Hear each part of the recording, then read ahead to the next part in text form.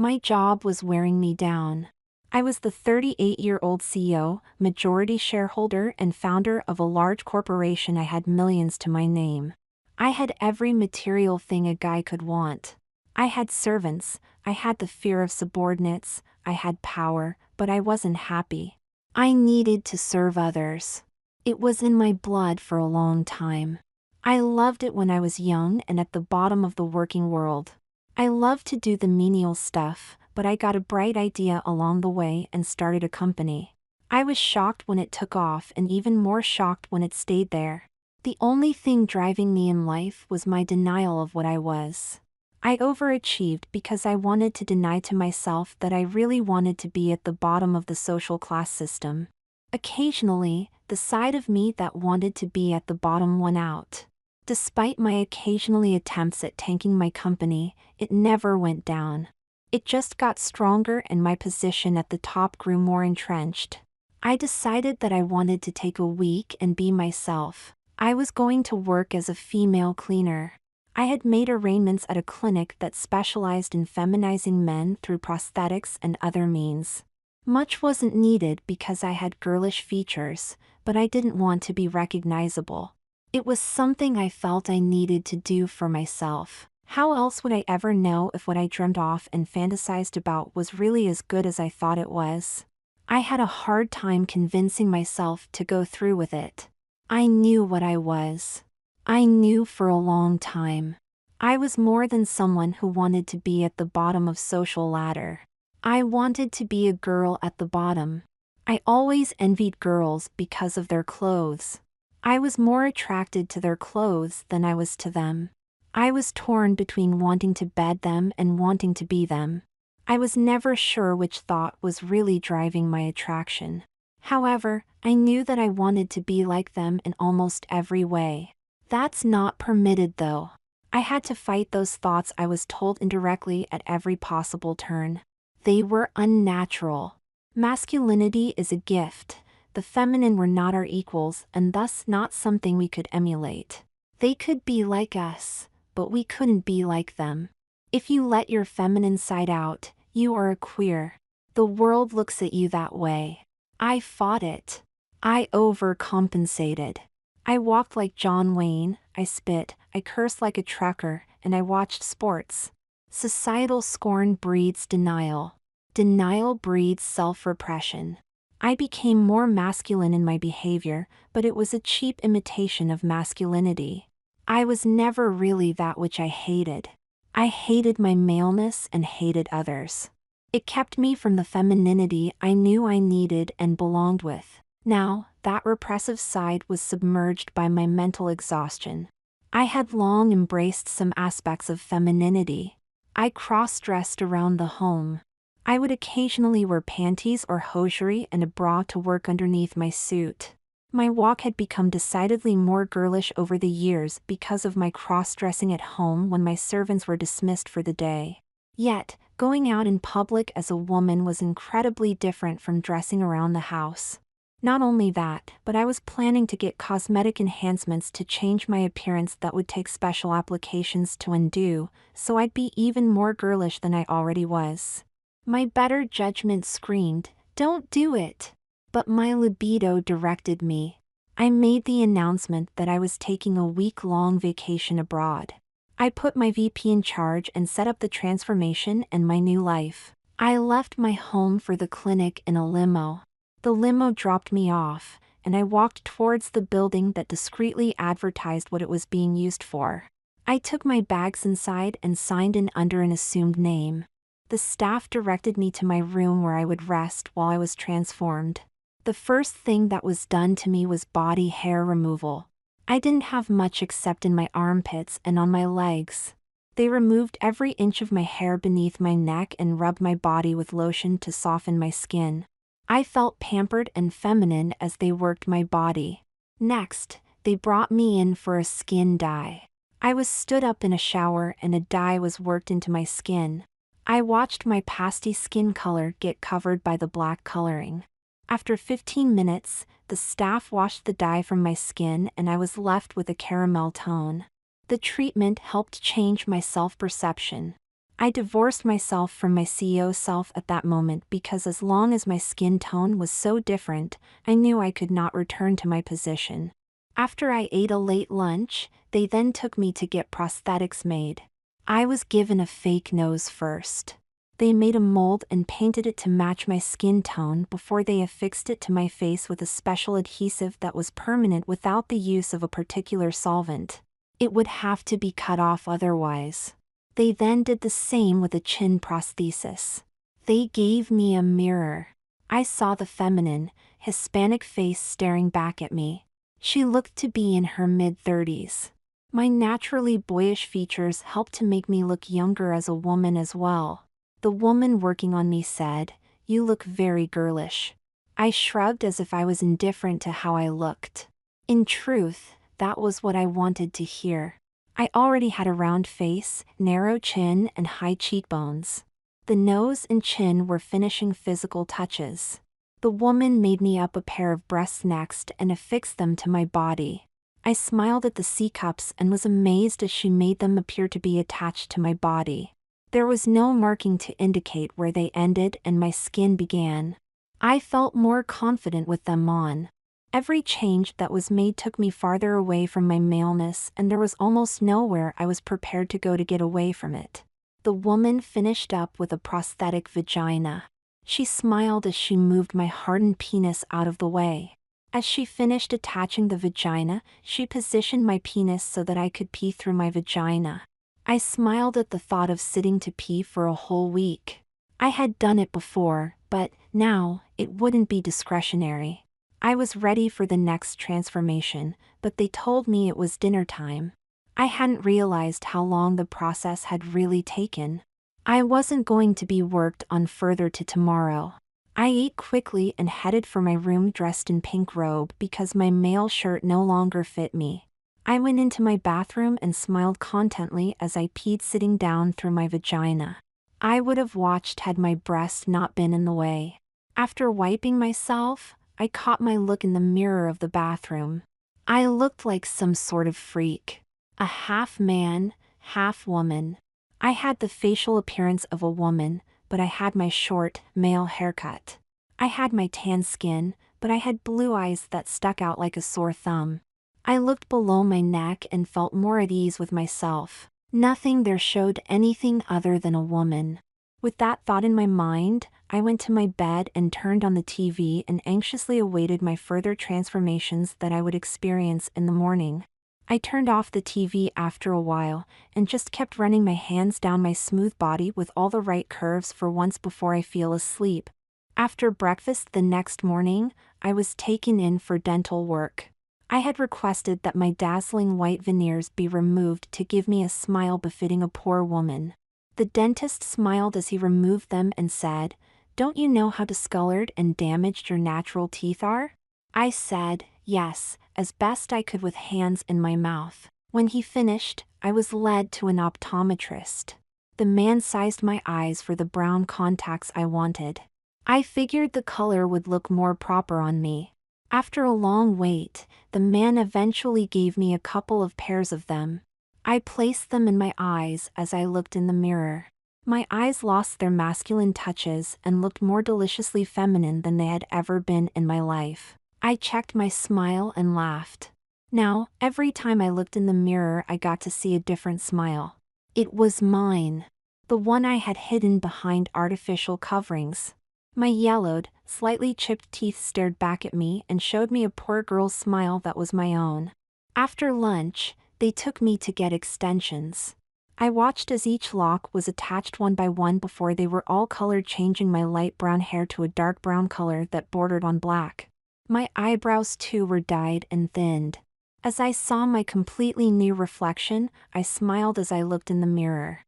There was nothing there anymore to indicate I was anything more than a woman. Once they gave me my fake green card, they directed me to a cleaning agency they owned that provided temporary workers for companies. They tested my cleaning skills. I was proficient. I had been training for that test for years. My domestics often marveled how clean my house stayed. I was sure they knew I was doing the extra work, but they never dared to say a word about it. I bought uniforms from the company. They were all the same. Gray dresses with a white apron. I also bought the required soft, white sneakers. We were permitted to wear tights if we wanted. I certainly would. I'd do anything to make me feel feminine. I was in heaven as I held my official uniform for the first time.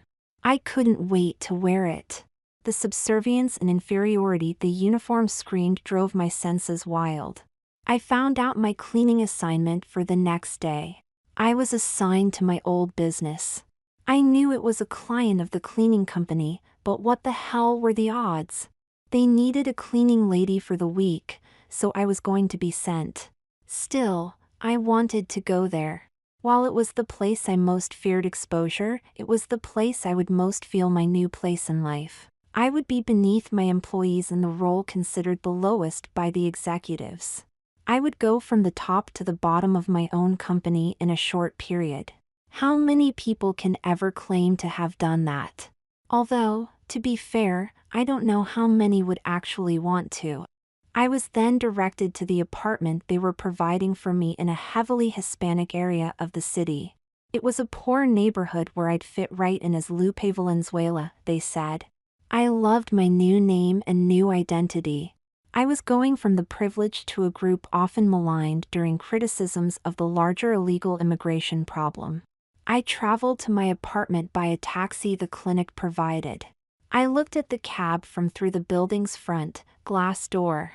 I looked down at the floral top I was wearing and the pastel orange skirt over my legs. I made the short trip from the building to the cab without turning a single head. I smiled at the thought of passing for a woman at least for a little bit. When I arrived at my apartment, I took my bags up to my floor. I opened the door and looked around at it. There was a small single bedroom, tiny kitchen and bathroom. There was a small eating area and a decent-sized living room given the apartment's small size. The place looked like it hadn't been worked on for years. The heating system was clearly from before the 70s. The walls had chipped paint. The kitchen and bathroom floors were cheap linoleum. The living room and bedroom both had shag carpet from the 80s. Everything was old, the opposite of my home. There were tube TVs in the bedroom and living room. The appliances were at least from the 80s as well. If it wasn't for the run-down condition of everything, I would have thought I had stepped back in time when I entered the apartment. It was not suitable for a CEO, but it suited Lupe the cleaning lady fine. I unpacked my stuff in the closet and dresser the clinic provided for me. I then decided to go out into the evening and pick up some supplies. I walked out of my apartment without incident. It was getting dark so no one could see my face clearly as I made my way to a shop a block over. I entered the small market and paid an obscenely high amount for the food. The shop was well lit, but the young clerk didn't give me a second look. I left the shop and hurried back to my apartment as the evening sky grew darker. After I got back and made dinner, I spent the rest of the night working on my accent. I had been working on it for years, but I was trying to get it perfect. I worked on my walk. I couldn't afford a slip up.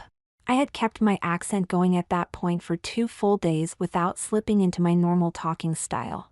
I kept reinforcing it in my mind before I went to bed. I'm Lupe, I'm Lupe. I'm Lupe the cleaning lady. The next day, I was scheduled to work the morning and afternoon shift. I awoke and ate a quick breakfast.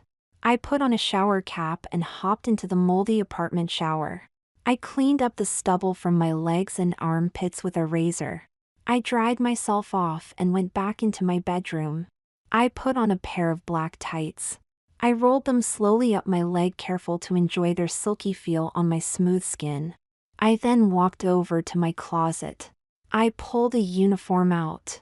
I held it in my hands for a moment as I thought about what I was doing. I had not tried it on since I had got it. I wanted to wait until I'd wear it for a day of work to see how it felt on me. I unbuttoned the dress before I put on my bra over my breast forms. I stepped into the gray dress and buttoned it up my front. I stared down at the hem of the dress that danced at my kneecaps. I put on my apron and finished off the ensemble with the white sneakers. I walked back into the cramped bathroom.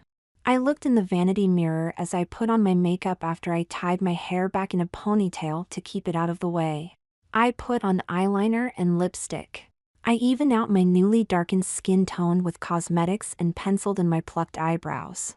I grabbed my plain black purse and headed for the apartment door. I locked up and headed out into the world as the world's richest cleaning lady. I headed out of the building and towards the subway station. This was the first time in years I hadn't taken a limo to work. Before that I'd driven. I hadn't taken the subway in years. Now, I was back to public transportation like those that can't afford to drive. I put my subway pass and waited for my train in the packed, hot station. I looked around at the human sea that surrounded me. I saw the casually dressed mixed in with those in business attire. None of them paid any attention to me. I was just a face in the crowd of lower societal standing than any of them. I got onto the train car when it came. I looked around at the mass of people on the train. No one gave me a second look. Not even the ones who were right up against me. I knew that I was as passable as I thought I was, at least among those who didn't know me. I exited the subway and walked quickly towards my building. I stopped as I got near it.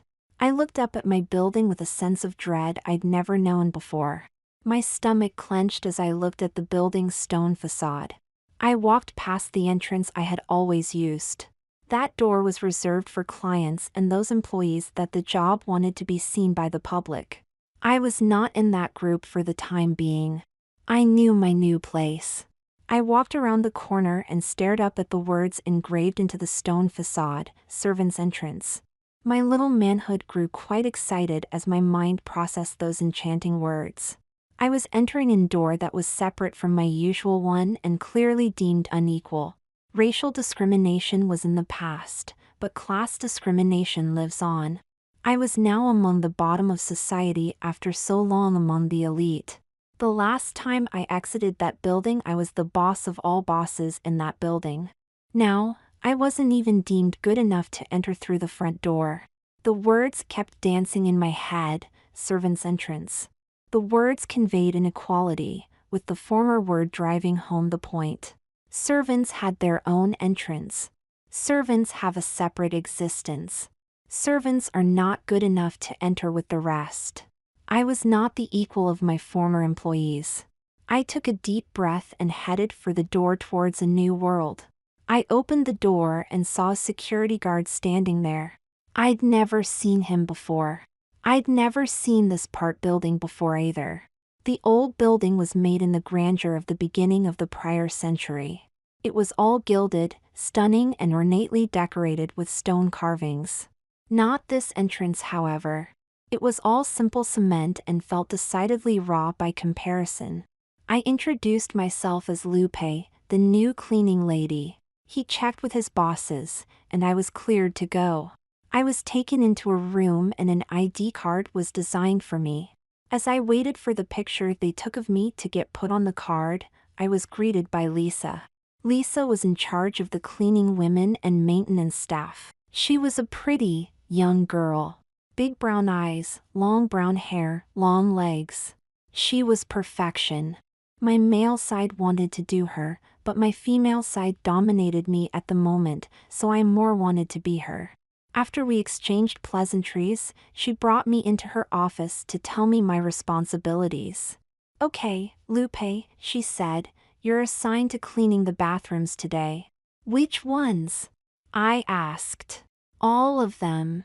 Just work from the top of the building down and you'll get them all." I nodded subserviently to her. She was my first boss in decades and she was significantly younger than I was. I was excited by it. That and the fact that she hadn't indicated that she thought I was a man, much less one worth multiple times what she was. I smiled as she told me about the company. She said, "We expect our housekeeping staff to be prompt, diligent, and courteous." "Is that a problem?" "No, ma'am," I said to the young girl. She smirked at my statement. She was clearly uncomfortable being called ma'am by an older person. She continued, you were hired to clean. If anyone asks you to do that job, I expect you to do so without question. Is that clear? I nodded. She smiled and said I could get started as soon as my ID was ready. I instantly became anxious to get the ID. I really was concerned about my assignment since the top executives worked at the top of the building. I was going to be among those I'm most associated with first. Lisa led me back into the room where my ID was being created. The man working the machine handed me my new workplace identification card. I read the job description, office cleaner. It made me want to squeal. The man pulled me out from my giddiness and led me to the cleaning supplies. As I looked at the supplies, he pointed me towards the elevator. I wheeled out a cart full of cleaning supplies towards the elevator. I stepped in and pressed the button for the highest floor. As I was transported up to where I had worked so long, my stomach fluttered. Could I really pull it off? I wondered. Would they know? Could they? Hell, I had hard time recognizing myself in the mirror. How could they? I wondered. The doors opened on the top floor. I saw my secretary, Daphne. She was the only one on the floor. The only thing up there was my office, the boardroom, and the corresponding bathrooms. I hesitated before I walked towards her. If anyone would know who I was, it would be her. Daphne always examined me. She was polite and served all my business needs. She intimated that I could exploit my position further, but I've seen too many lawsuits to do anything. However, the thought that I could was driving me nuts as I walked towards her. I could have slept with this beautiful woman and, now, I was walking past her in a dress. Instead of getting a blowjob from that petite, dirty blonde-haired girl, I was moving towards her in an apron. I pushed my cart past Daphne's desk. I couldn't believe how excited it got me to think of her working behind a desk while I was pushing a cleaning cart. She was above me in the hierarchy. Well, at least the me that people were seeing. I glanced at my secretary as I walked past her. She briefly raised her eyes to me and went about ignoring my presence. She didn't give a second look. I could have exploded with sexual bliss at that moment. I wasn't the powerful CEO she felt the need to please. I was simply the lowly cleaning girl unworthy of being acknowledged. I went into my office first. Everything looked the way it did when I left it. Everything except me. I checked myself in my mirror and felt an instant sexual rush. I was standing in my own office in gray dress. I was in my executive suite wearing an apron. I was there in women's sneakers and tights.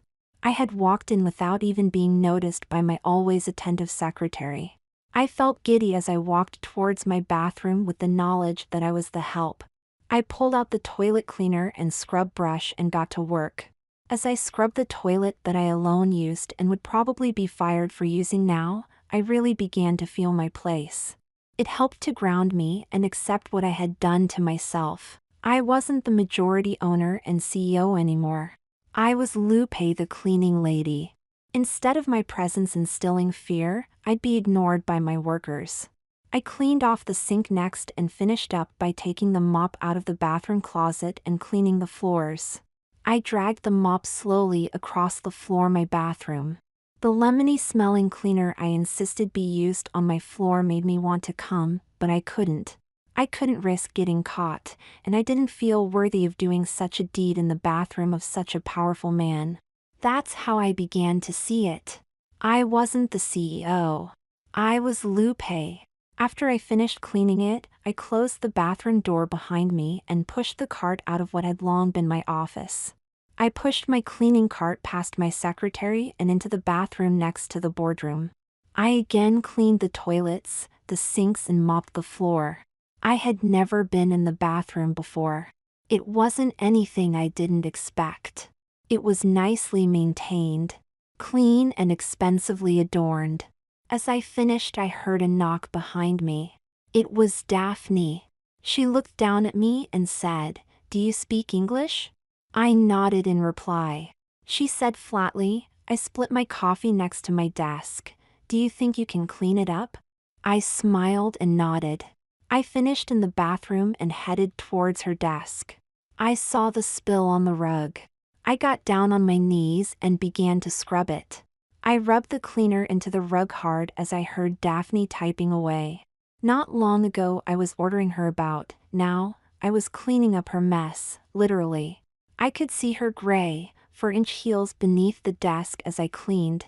I struggled to contain my excitement as I kept scrubbing.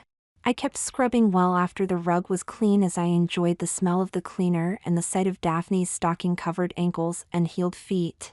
She was as close to me as she ever was before, but she was never more out of reach. She would go for a CEO, but she'd never go for a sissy, cleaning lady. I was no longer good enough for her. The thought brought a smile to my face as I finished up.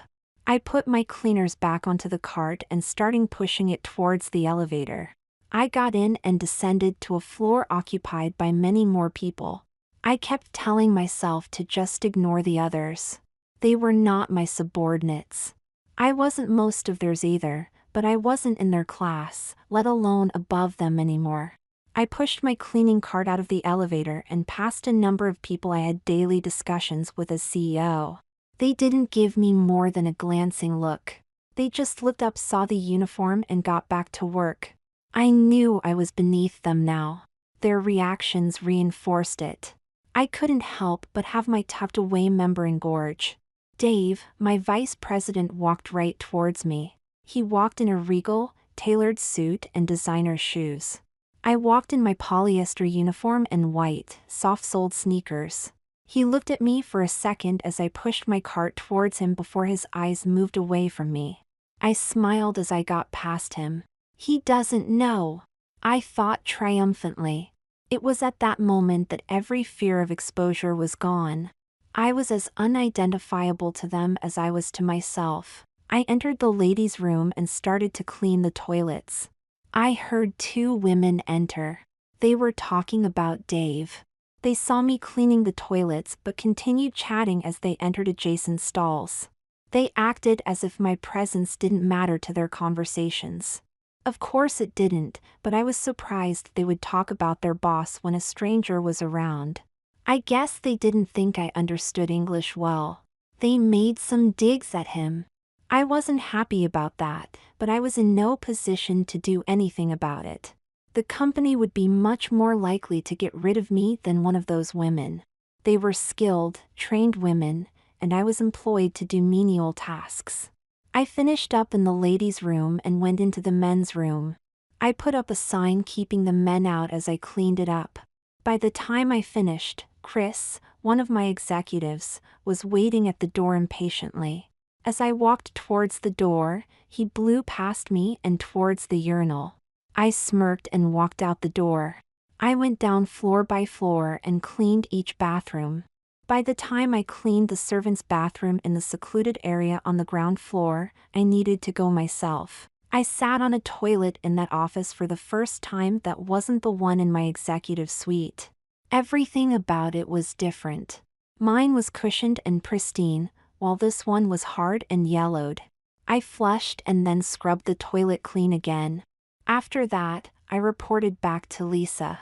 She looked bored as she glanced up at me. I saw the MBA on the wall. She was probably one of those idealistic young kids who never thought they'd end up doing a job they were highly overqualified for. I could understand her lack of interest in her job. She told me to take a garbage can and clean all of the waste paper baskets out. I nodded and got to work. I took the gray garbage can from the storeroom and wheeled it towards the elevator.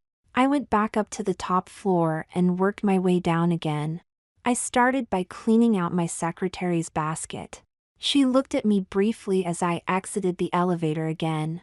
She then went back to work. As I emptied her basket, I saw her reading a report for Dave.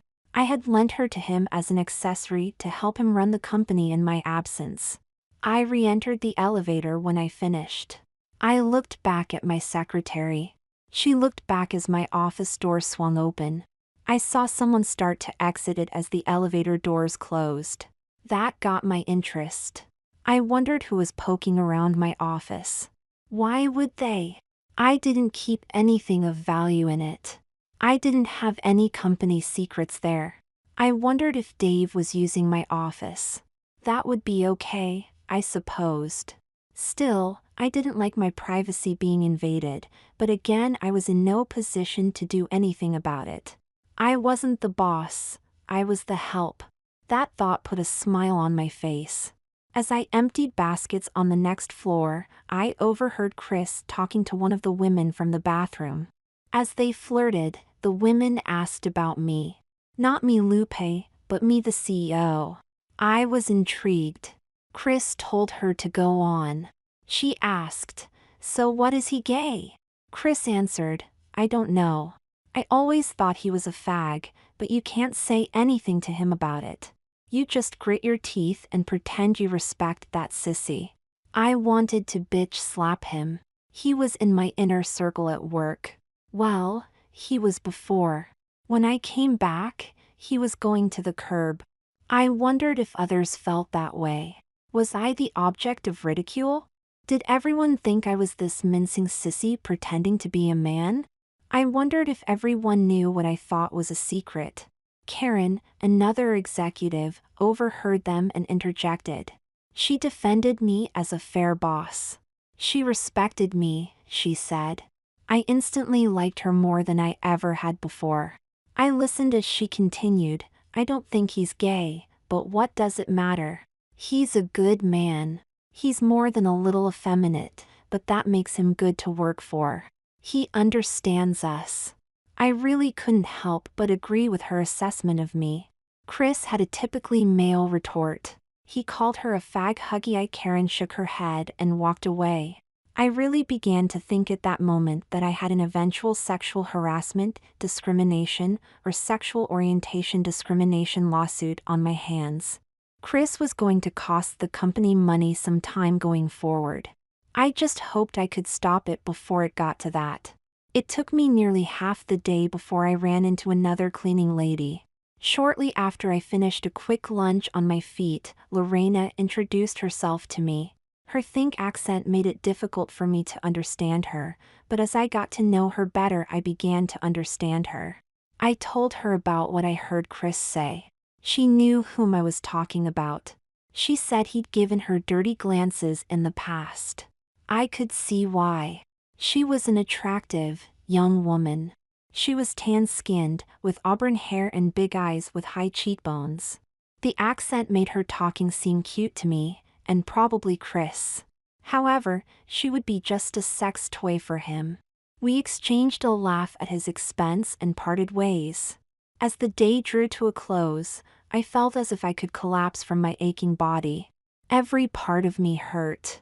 It was the feeling that accompanied a hard day's work. I hadn't felt it in so long.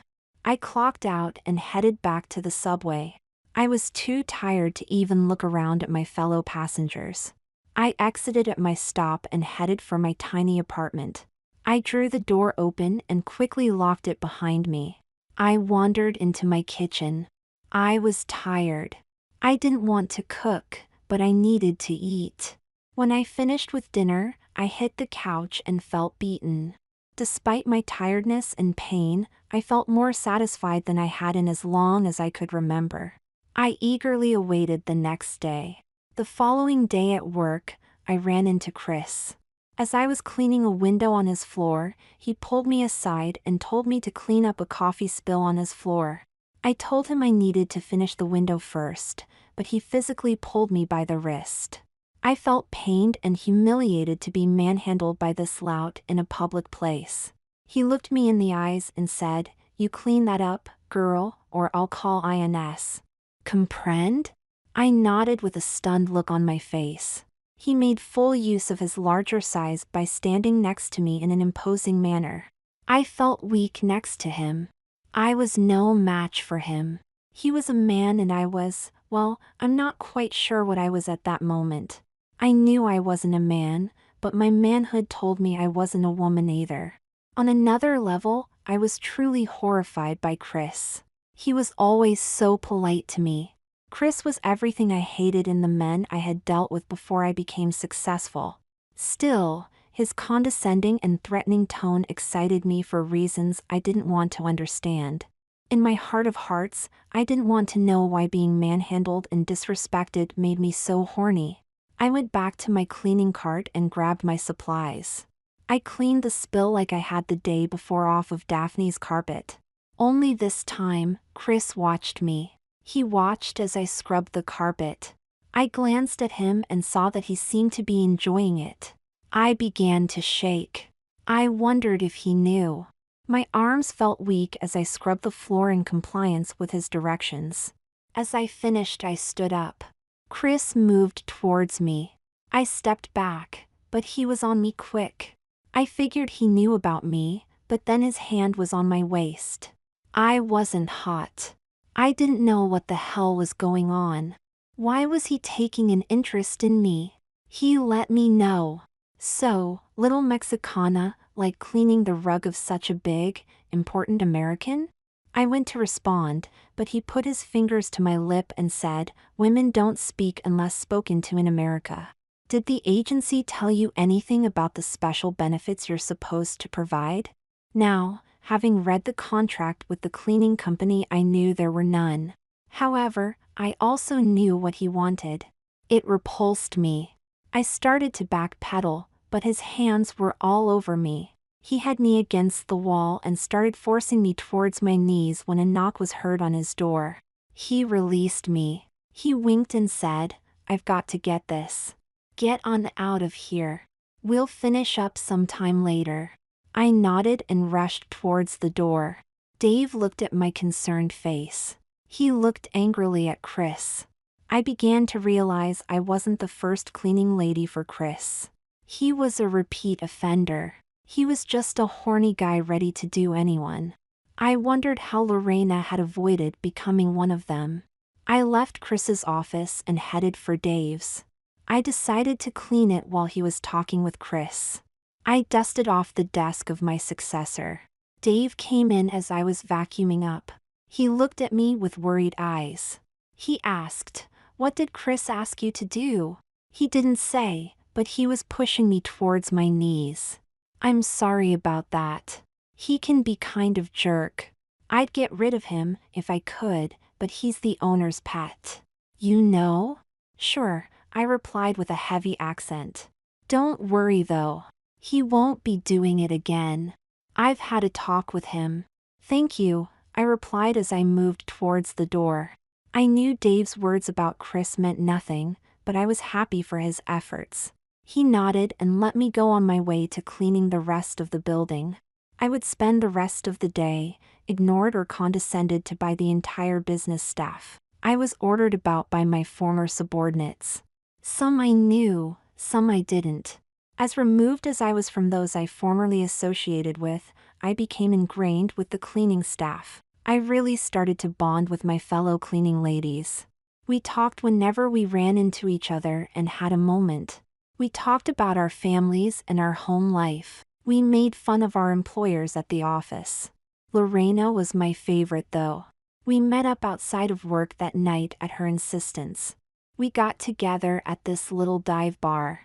There weren't many people in it. It was the kind of place that didn't draw a crowd until around 9 or 10 p.m. I ordered a martini, and she ordered herself a vodka and cranberry.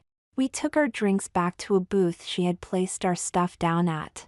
Her eyes were warm and she smiled as she sipped and talked. I wanted her. I wanted her as a man, but I also wanted to be like her as a woman. I think I more wanted to be like her than wanted her in a sexual way. I asked her about her sister back home. She smiled and said, "She's good. She's a lot like you know." "How so?" I asked. "Well, she used to be a curious well, still is in a way. She could never afford the surgery." I was taken aback. She had never indicated that she knew I was a man. No one had. I wondered if everyone knew. I asked, "You know about me?" "Of course, Lupe. The others don't. I only know because of my sister. I know the signs of masculinity in a girl. I have to give it up to you. You really pull it off nicely. Are you the only who knows?" Well, again. The others don't know. They don't have the experience to know. At least, no one's ever said anything about it to me. Oh, don't worry about it, Lupe. It's not like they knew you as a man, right? I paused. She read my expression. This woman knew everything about me. She smiled and said, "Someone at the office used to know you, right?" I nodded. "Who?" "Dish, girl," she remarked, showing off how she learned to speak English from American television shows. I hemmed and hawed. "Come on, spit it out, girl," she demanded with a playful touch of my wrist. "I can't say." She prodded again, and I flipped out. "I can't say," I screamed in my normal voice. Lorena's face fell. I had shocked her. She shook her head, but she began to examine my face and began to understand who I was. "Mr. Johnson?" I nodded my head slowly. I looked down and back up into her eyes before adding, "That's who I used to be? But he's supposed to be coming back." "He is. I mean, I will be. This is just a vacation from myself." She shook her head. "You seem to love your job." "I love it. I love working at the office. I love cleaning." "Then why are you going back?" "It's just the way it has to be." "Why?" She implored to know. "I have to take care of a few things as Mr. Johnson before I can make this my new life." She smiled and said, "When you come back, Lupe, I'll be waiting to hear from you." "Thanks, Lorena. You don't know what that means to me," I responded. We finished up soon after and headed our separate ways. I was relieved that she did not tell anyone at the office who I really was. It was our little secret. Every time I'd walk past her, she'd give me a knowing smile or wink. We still talked all the time at work. She was truly comfortable with what I was, and so was I. For the first time in my life, I was comfortable in my shoes. My soft, white sneakers wrapping around my hosiery-covered feet. The rest of the day, that girl was all I could think about. It wasn't in the normal sexual terms I thought of women in. I felt that she was my friend, my girlfriend, but not in a male-female relationship way. As I went to sleep that night, I was thinking about hanging out with her, not doing her. I began at that moment to first think that my arrangement may not be temporary. The next day, I was scheduled to work the later afternoon and evening shift. When I entered the building, I was immediately directed by Lisa to go prepare the executive conference room for a meeting that had been hastily called. I wanted to know what it was about because I had not authorized a meeting in my absence. I went into the storeroom and wheeled my cleaning cart out. I pushed it towards the elevator and put on my blue cleaning gloves as I waited for the elevator.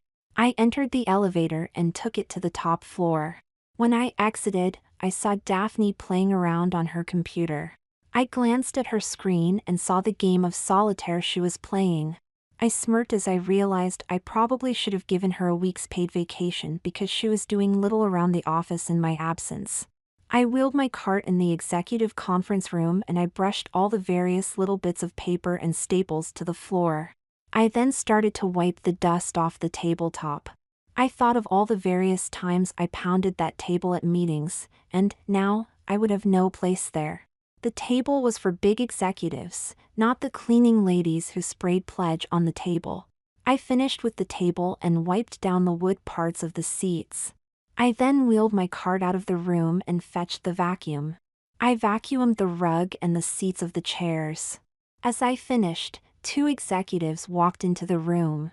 They who used to fear my presence blew by me without paying me any attention. Lowly cleaning ladies don't draw attention, I suppose. I left the floor and was sent to clean a number of the executives' offices while they were busy in the conference room.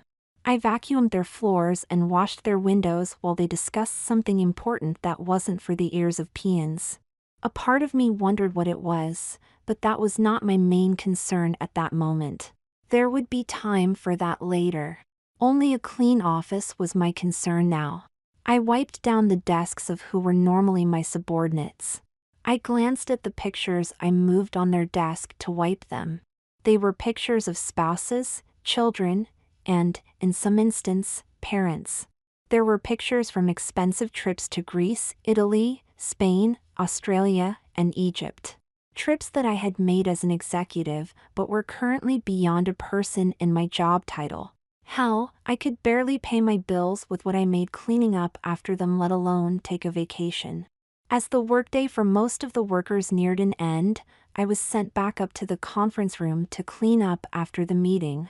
I cleared off the table and vacuumed the floors and chairs again. As I cleaned the trash bins, I saw a singed sheet of paper announcing a need to discuss ways to restructure the company.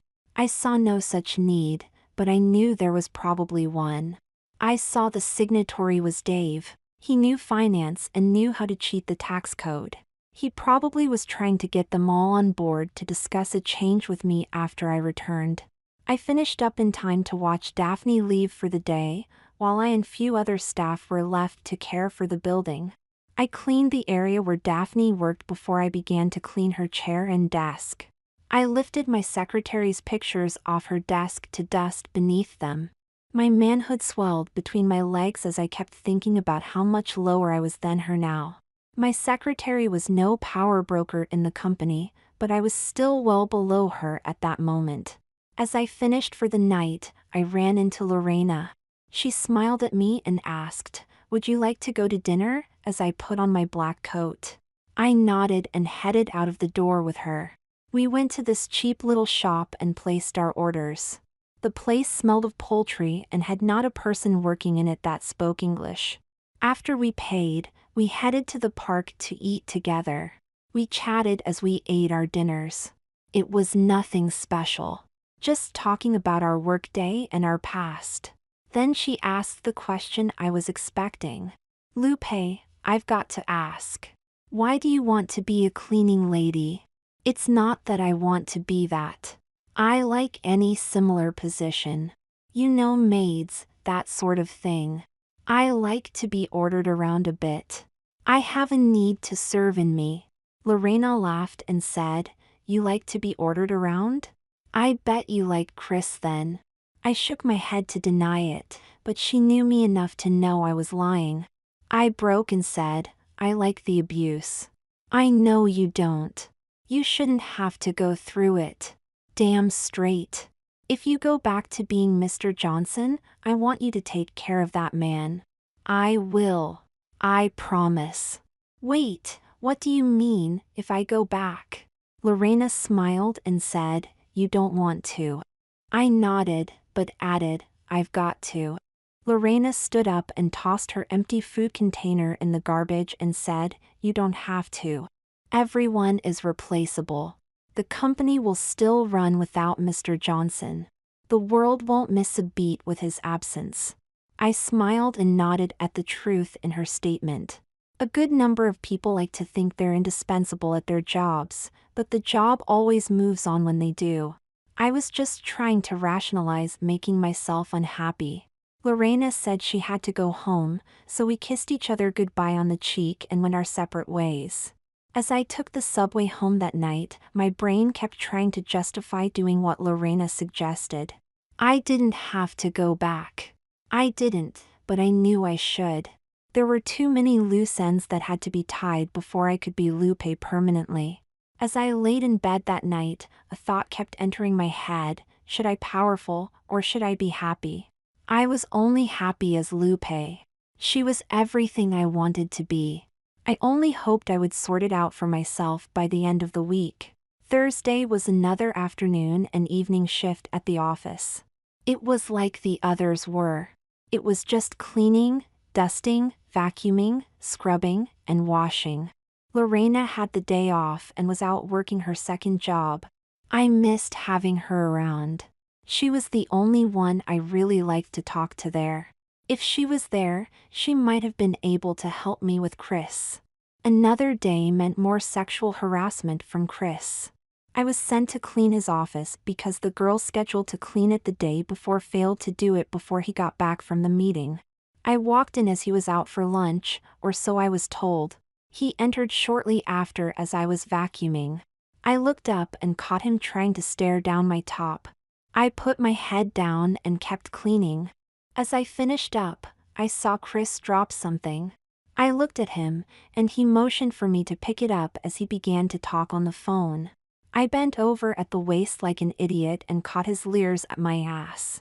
I knew the drop was intentional at that moment, and I cursed myself for not knowing a few seconds earlier.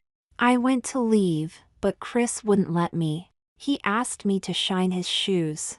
I said that wasn't part of my job, but he wouldn't take no for an answer. He threatened to have me sacked if I didn't do it. I reluctantly took hold of his shoe polish and shoes and shined them as he watched me intently. He liked making me feel low. I liked it too, but I knew that the real girls didn't. I began to realize that I had kept this prick around because of how he treated women. He treated them the way I wanted to be treated. That was not how the real women wanted to be treated though. I was certain that he had to go. As I finished, Chris asked, "How old are you?" I said, "Never ask a lady that." I didn't. "I asked a glorified day laborer," he responded. Knowing I had to give him an answer to get out of there, I said, 38. He nodded his head and said, "You've quite a good little body on you for a woman of your age." I thanked him in a low voice and walked towards the door. "Pity you're a butterface," he then added. I put my head in my hands and headed out of his office. I went to cleaning the rest of the building, wherever I was told to go. I managed to pull Lisa aside and tell her what Chris made me do and said to me. She was sympathetic, but she was clear that she couldn't do anything about it. I left angry at the system that I had created. I went home and made myself dinner before I climbed into bed and thought about the next day. It was to be possibly my last day at the office as Lupe. I awoke that Friday morning and got ready for a morning and afternoon shift at the office. I went back to the subway in my uniform and rode it to my office. I walked in through the servants' entrance for what I was sure would not be the last time. I put my coat in my locker and went to Lisa for my assignment. Lisa called me into her office and said that I had done a good that week. I thanked her and awaited her orders. Lisa said, "Lupe, I need you to clean the executive office on the top floor. The boss is coming back on Monday, so I want it clean for him. He's a demanding man. That's why I'm asking you do it, because I know you'll do it right." I smiled knowingly and nodded. I took wheeled my cleaning tray out and headed for the elevator. As I exited the elevator, I saw my office door open. I slowly wheeled towards it as I failed to see Daphne. I heard her say, "Get moving, you're not supposed to be in here. What if someone sees us?" I peered in the door and Daphne saw me. She threw up her hands and sneered at Chris. Chris moved away from my desk after he saw me and said, "What are you doing up here?" "I was ordered to clean the office because the boss is to return," I said with a thick accent and intentionally bad English. Chris nodded and said, "This didn't happen," as he walked past Daphne and I. I nodded and wondered what he was searching for. I didn't keep anything in my office worth stealing or taking. Most of the critical information of the company was known to investors or was in my head or Dave's. I looked at Daphne before I started to clean, as if to say, "What do you know?" She shook her head and said, "That man has no respect for others." I smiled and nodded and got to work cleaning my office. I made it nice and clean for my return as the boss. As I checked my appearance in my office bathroom's mirror, I saw the woman I wanted to be standing in the office of the man I had pretended to be. I would be him again, but I resolved to be Lupe going forward. I kept cleaning the building, washing interior windows and cleaning toilets at the job for the rest of the day. I would occasionally run into Lorena and chat for a little while before people saw us and would say things along the lines of, "We don't pay you to talk." As Friday ended, I left my cleaning job at the office. Only Lisa and Lorena knew that I was not coming back. They said goodbye to me, but Lorena was confident that I'd return. She told Lisa as much. Lisa shrugged and said, "If a spot opens up, we'd be happy to have you." I thanked her and headed for the door. I went home to my tiny apartment for the last time. I packed my bags, hailed a cab, and went down to the clinic. I paid my fare and entered the building with my bags in tow. I checked in under an assumed name and was taken to my room. I took out my male clothes that I would soon be wearing once more and, hopefully, not for long. I was taken in for my first treatment. I was taken in to have my prosthetics removed. A special solvent was used to break up the glue around my false chin, nose, breasts, and vagina. I felt relieved as the vagina came off and my manhood was free of its restraint. I felt disgusted when I looked at it though. The venous stump was a poor substitute for a vagina, even if it was real and slit was artificial. The loss of the rest of the prosthetics made me feel a little unsettled, as if I was losing part of me. Each piece was part of my identity as Lupe, and that identity mattered more to me than the one I was being changed to match. I put on my male clothes when they finished and took out my contacts. My light eyes looked wrong on me as if they didn't belong. My only other treatment that night was when I was placed in a bath to help bleach the color out of my skin. The smell was worse than the dye. I felt queasy by the time I was taken out. My skin had noticeably lightened. They told it would take 2 more baths to get it back to normal. I nodded in resignation to the fact that I would have to smell that crap again. I went back to my room after having a dinner and watched the TV from my queen-size bed. The next morning I was taken to have veneers put on my teeth again after breakfast. The dentist showed me the fake pearly white smile that hid my discolored real one that I sported with pride as Lupe.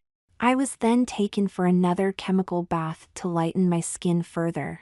After enduring it again, I was placed in the salon to fix my hair. My extensions were cut off. I cringed as the stylist hacked off my glorious dark brown locks. I watched the last bits of my visible femininity fall to the floor with angst.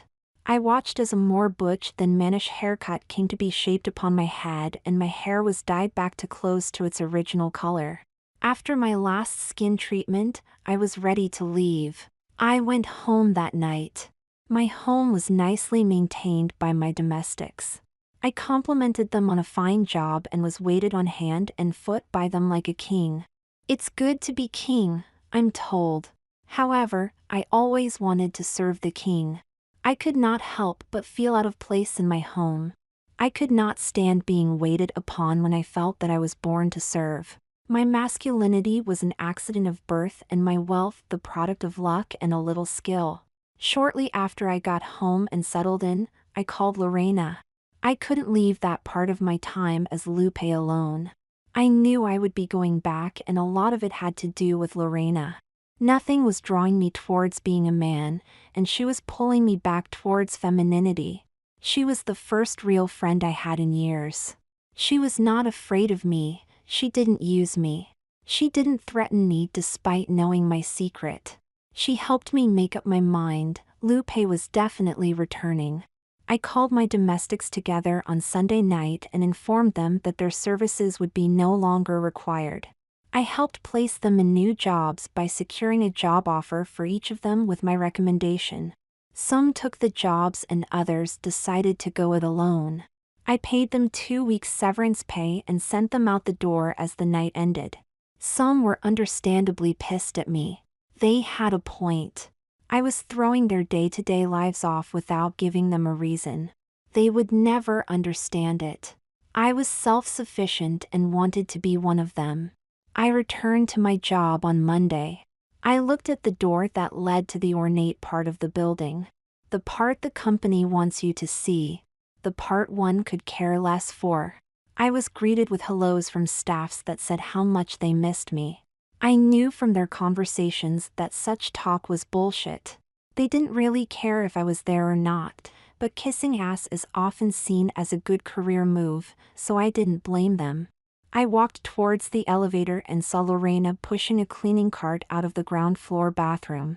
She smiled at me and gave me a wink. I smirked back at her and entered the elevator. I got off on the top floor and strolled towards Daphne. She smiled at me as she greeted me. She asked about my trip. I told her it was good, and I'd talk more about it later. Of course, I never did. I entered my office and looked around. Everything was largely as I left it on Friday. As I searched my belongings, I realized that Chris' office hadn't taken anything. I figured that was because there was nothing of value to him. I would never learn what he was looking for, but I didn't care. I knew I didn't belong in that office. My place was cleaning offices like that, not sitting behind the desk of a powerful man. Why should it bother me if someone else was looking through it? I called a meeting of the company's highest-ranking officials to announce my plans and to clear up some loose ends. I started the meeting by calling security. I had them posted at the doors. I saw my staff start to twitch in their seat. They each had a look of fear in their eyes, as if my time away had changed me. It had, mind you. Just not into the power-driven madman they thought I was. I said, I heard there was a meeting while I was gone. Would anyone like to fill me in on it? Dave rose and told me exactly what I expected to hear. He gave me a plan to save the company millions by restructuring it and its subsidiaries. I nodded and gave the go-ahead. I looked at the faces of those that had mocked me behind me back. I looked most intently at Chris. The vile beast whose rotten behavior aroused and angered me so as Lupe. Part of me wanted him there in case I came back to work there. I liked the degradation, but I had to think of the company and of Lorena and the rest of the female staff. I looked over at Chris and said, I've heard you've had some problems with female employees here. That's not true, sir, he remarked, deferential to me as always. Save it, Chris. You're fired, I said in my most booming voice. You should have seen the look he gave me. That man never saw it coming. He moved towards me, and I summoned security. He shouted, Who told you that? Was it Daphne? She's a lying cunt. I would never disrespect a woman. I shook my head as he began to curse me. Security had to drag him out of the building as he cursed my name and called me every name in the book, including sissy. Yes, that was a word that brought a smile to my face. He thought he was demeaning me by describing me. The word I thought perfectly encapsulated me. I was what I was. If that's the best term available, call me that. I just didn't want to be called a man anymore. Those days were going to be behind me soon enough anyway. It was at that meeting that I began to make the moves that would let me be the sissy I always wanted to be. I named Dave president and CEO of the company and told my executives that I would be leaving forever at the end of the month. Faces looked back at me in shock. They could not fathom what I was doing. I explained that I had fallen in love in a foreign country. I would be accessible only by email as I lived with my beloved. I would own the company, but I would not be involved in its day-to-day affairs. I would check in every once in a while, but I was going to be a silent owner going forward. I signed a document giving Dave the authority to vote my shares until I revoked the authority. I never planned on doing it, but I wanted to keep it just in case. Dave thanked me for promoting him. I told him to thank me by doing a good job. Over the next week, I wrapped up my affairs as the head of the company and left that building as the boss for the last time. With another trip to the clinic on the horizon, I knew I was going back though. This time the sissy Maid would stick around. Lupe was who I was and all I would ever be going forward. I was finally ready to live as myself. A lifetime of cleaning and scrubbing, I couldn't help but almost not believe it.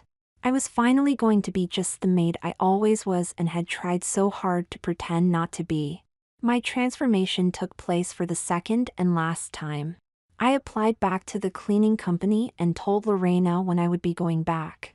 She pulled strings with Lisa to make sure I was sent to clean at the company. Lisa had liked the job I had done for her while I worked there and got me back at the office. Not only was I sent back, but Lisa secured me a full-time position. I re-entered the building through the servants' entrance. I saw Lorena smiling as I entered. She walked up to me and threw her arms around me. She kissed me on the cheek and whispered, "Welcome back, Lupe. It's good to have you back." I was never more sure that I was right where I belonged.